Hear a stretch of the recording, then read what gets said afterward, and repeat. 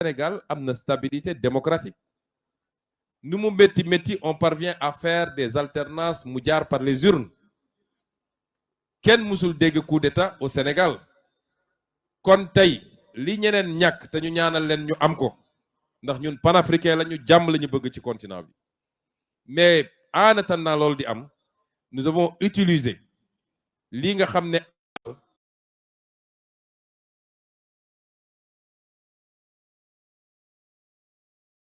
pour capter tout ça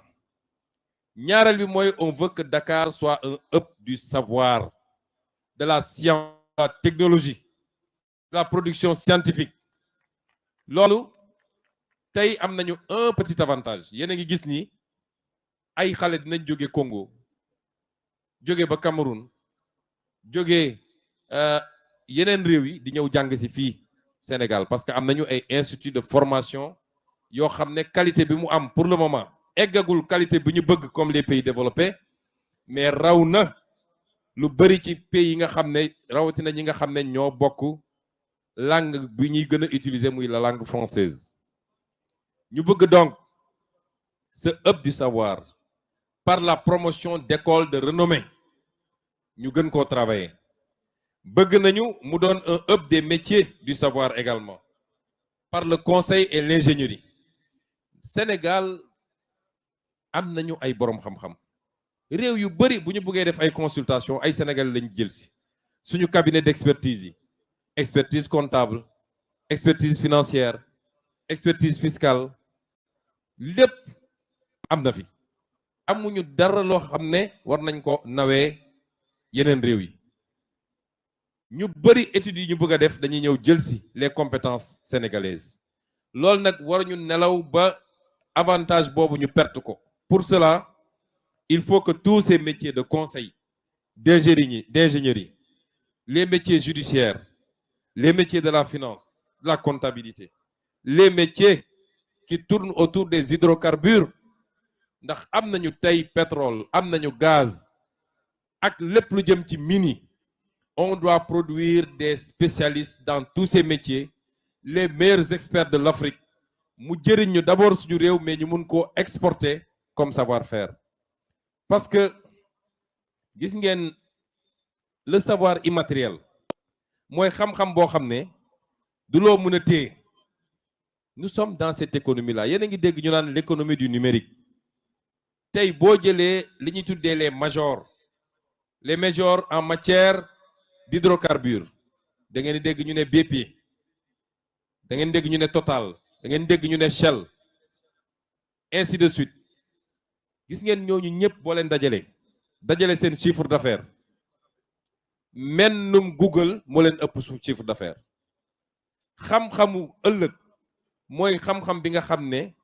wala économie ëllëg mooy économie bi nga xam ne ci xam-xam lay jóge ci xel lay màcc soo déggee ñu ne les GAFAM Google Facebook Amazon etc yooyu yëpp c'est le savoir immatériel du ñëw jël ay pelle di gas donte loolu am na njëriñ ci réew mi du pétrole du mine waaye loolu yëpp ci xel la jóge ay bouton ngay toog di ko cliquer mu jur tout de suite ay milliards Chine mi rattrapé retardam ba tey c'est le seul pays boo xam ne maîtriser na la technologie du 5G tubaab bi di bëgg a rey seen bopp loolu la anglais di wax leapfrogging mooy da ngay ñëw amoon retard di liggéey di ko rattraper ba ñëw ci benn secteur nga commencé di dépasser ñi nga xam ne ñoo téye woon réew mi àdduna bi loolu la ñu bëgg ci Sénégal nañu gëm suñu bopp dañu bëgg a former dans ces métiers extrêmement importants de la matière grise te loolu mi ngi jaar ci Sénégal am nañu déjà ay doomu Sénégal yoo xam ne ña nga États-Unis ña nga Chine ña nga Europe ci secteur névralgique yooyu ñoom ay références lañ fa ñu leen ci jox ay prix on va organiser le retour au bercail de ces matières grises ñu ñëw fii Sénégal ànd ak jeunes yi encadré leen ba ñu mun a am li ñu bëgg ci nekk les pionniers en Afrique dans un premier temps mais dans les décennies à venir nekk parmi les premiers ci secteur yooyu Dakar moo war a nekk le centre, le foyer de cette économie immatérielle. Dakar war na nekk un hub touristique nekk na ko ba noppi mais dañ ko bëgg a renforcer. Peut-être am na ay zones du Sénégal qui ont une capacité plus importante en matière touristique, mais Dakar a été la capitale de l'AOF. Gorée mi ngi fii à côté. Ñu war a continuer di def promotion parce que c'est l'histoire du peuple noir, des périodes les plus délicates et les plus difficiles de ce peuple noir. Moo tax le devoir mémoriel bu leen kenn nax. Quand Ousmane Sonko parle de devoir mémoriel wax ko parce que dafa contre France wala keneen, waaye il faut que suñuy doom xam ce qui s'est passé, parce qu'un peuple qui oublie son histoire est un peuple qui tôt ou tard va subir à nouveau la domination. Li tax ma ne tey fii biir Ndakaar waratuñu am tali bu tudd général de Gaulle wala maréchal Foch wala xawma lii wala lii wala lii. Loolu dafa war a jeex Sénégal. Devoir mémoriel. Pourquoi on a insisté pour que Thiaroye 44 ñu célébrer ko cette année comme on l'a jamais célébré, pour que l'histoire de la colonisation, une domination sauvage avec des exécutions, un pillage de notre continent, que nit ñi xam ko. Loolu la tubaab bi bañ a dégg waaye dinañ ko dégg. Dinañ ko dégg de. Tey boo demee Europe boo waxee lu jëm ci Europe boo fa nekkee ku tudd sax lu jëm ci la juif yi dajoon wax ni ah affaire bi doy na waar, ñu ne la négationniste nga, andil la ay problème yu dul jeex. Ba pare nee nañu ñoom li ñu def ñun kenn waru cee wax. On va restituer à nos ancêtres leur dignité, leur fierté, parce que nag ëppoon nañ leen doole waaye nitu fulla la ñu woon, nitu jom la ñu woon te xeex nañu lu ñu mënoon a xeex. Et donc il faut que ce pôle touristique et ce devoir mémoriel, boo demee Chine xale bu am 8 ans en Chine boo ko ne lan mooy sa histoire da lay commencer 8 millénaires avant, ne la ñun ba ñuy tabax muraille de Chine les Européens ne connaissaient pas encore la bougie. Moo tax ñoom ñu gëm ni dañu war a démouner le monde.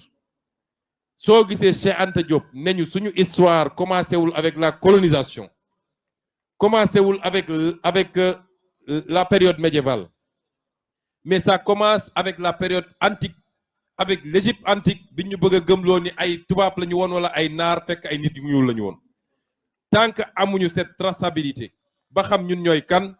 on continuera à être décomplexés comme le sont la majorité, en tout cas beaucoup d'intellectuels complexe bi ñu am vis-à-vis du tubaab te am ko léegi vis-à-vis de tous les autres, et ça on doit tout faire pour que mu jóge ci mentalité sénégalaise yi. Wax naa léegi le hub numérique avec le parc technologique numérique bi nga xam ne le ministre Alioune Sall qui était là avec nous mu ngi koy gérer, qui doit être le plus grand parc technologique d'Afrique te ñu ngi koy liggéey bu soobee yàlla fii à Diamniadio léegi mu yegg. Waaye yemuñu ci loolu, mooy Dakar également dafa war a continuer nekk non seulement un pôle industriel mais un pôle agro-industriel. Pour mu am nag il faut que Dakar garde une partie de sa ruralité. Wax naa ko tey ci Sangalkam bu ñu juumee ba tout l'espace de Dakar ñu dagg ko def ko ay immeubles, on aura privé Dakar d'un potentiel économique important. Donc toute la zone des Niayes commencé ko fii Technopole mu jëm ba Gorom, il faut que ça garde sa ruralité pour que ñu continuer di fa def maraîchage, di fa def pisciculture, di fa def yeneen ak yeneen, di fa def loo xam ne mun na alimenter le secteur industriel ici à Dakar. C'est extrêmement important. Moo tax la spéculation foncière ak ñi ñu dem daggal leen suufu Dakaru gi, wax naa ko tey Sangalkam, nee nañu dañuy def pôle urbain, mais sooy def pôle urbain c'est pour créer une capacité bu mun a désengorger Dakar tuuti, mais pôle urbain boo xam ne bi ñu laajee liste yi muy dagg Xolpa Diamniadio boo ci laaj ñu ne leen ñi mooy la liste des attributaires. Président de la République 50 hectares, ministre sangam 25 hectares, ministre sangam 15 hectares gouverneur tant d'hectares loolu mooy pôle urbain moo tax lépp nag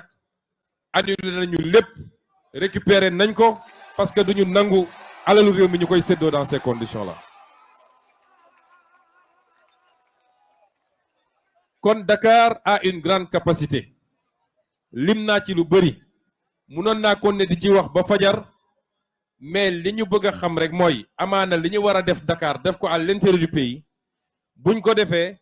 am na ñoo xam ne tey ñu ngi fii Ndakaaru ils vont faire mouvement vers l'intérieur du pays parce que la ñu bëgg a def Matam avec le phosphate li nga bëgg a def pôle centre avec l'agriculture li ñu bëgg a def pôle est avec pôle sud-est du moins avec l'or ay yeneen yi li ñu bëgg a def pôle centre avec ëpp yi ñu bëgg a def ci hydrocarbures yeneen ak yeneen les populations vont se déplacer ñu gën a mën a defar dëkk bi am une capitale qui répond aux normes de toutes les capitales mais pas une capitale boo xam ne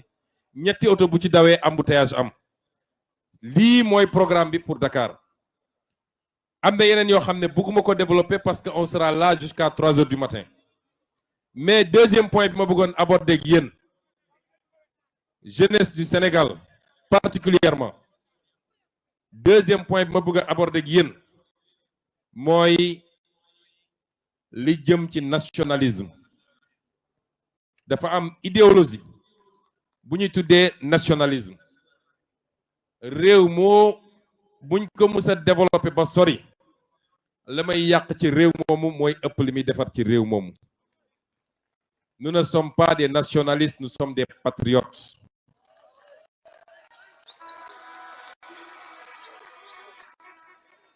Xam ngeen lan mooy différence su patriotisme ak nationalisme. Le patriotisme n'est pas exclusif. Patriotisme boddiwul kenn. Patriotisme newul diw dama lay dàq soril. Patriotisme dafa ne sama bopp la gënal tekkiwul ni dama laa bañ. Ñaar yooyu bokkul. réewu Sénégal jeunes yi laay waxal réewu Sénégal réew bu ubbeeku la réewu teranga la réewu tolérance la waaye du réewu